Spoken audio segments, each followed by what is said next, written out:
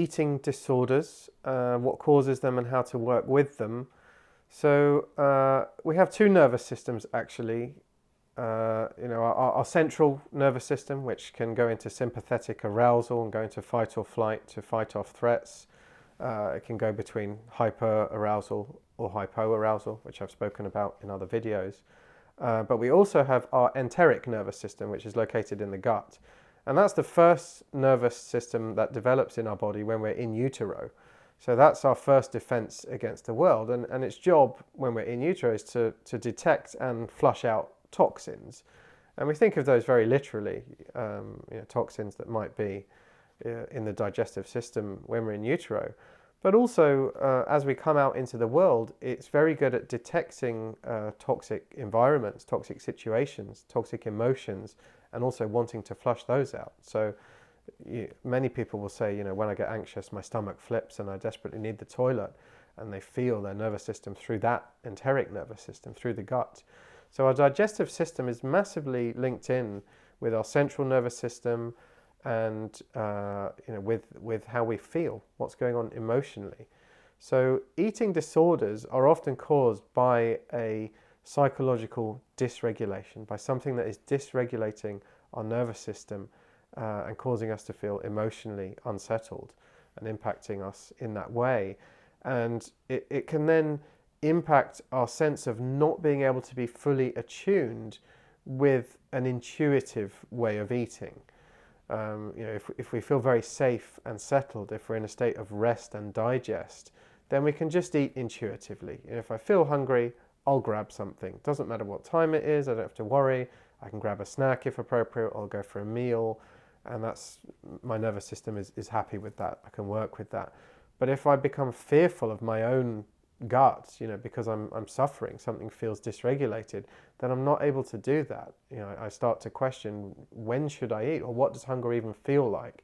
And it can very much disrupt that process. So with eating disorders, it's that there has become a disruption to the nervous system in that way. And then things can start to feel very controlling, very rigid, very strict, either needing to have specific meal times or specific foods, or to restrict specific foods, and really needing a sense of control. And these can go back to very formative experiences. They may not be caused by something in the present, but it may often be formative trauma, formative experiences that are being reactivated in the present and that are activating the nervous system in that way to cause inflammation in the gut or dysregulation in some way that's really affecting how we can eat and how we can digest. So if we think about, again, when we're in utero or when we're very young children, there's very little that we can control in the world, but sometimes what we can control is what goes into our bodies and what comes out. So there will be children who can be quite retentive and not want to go to the toilet, or who will not be ready for potty training, or who will really have anxiety about things like that, and who will want to continue to wear nappies or only have certain foods. And this can be related to attachment fears and attachment anxieties. So this can manifest in all of these ways later on as we're working with the nervous system and working with trauma. It's important to understand when we're thinking about attachment that, again, attachment patterns and attachment experiences and ruptures and traumas massively impact the nervous system and how we feel within ourselves and with our physiology. The nervous system, when it's in a safe state of flow, is essentially feeling what it feels like to be in a safe and secure attachment.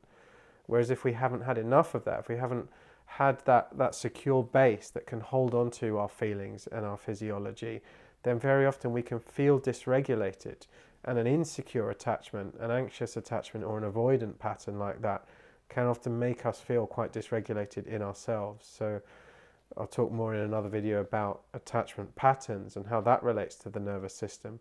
But often these are the sorts of traumas and the sorts of issues that can be activated when you're dealing with eating disorders. A need for control, a need for trying to manage dysregulation in the body, and then how that can take away from an intuitive sense of being safe and calm when we want to just digest and enjoy food. Just be present in that way.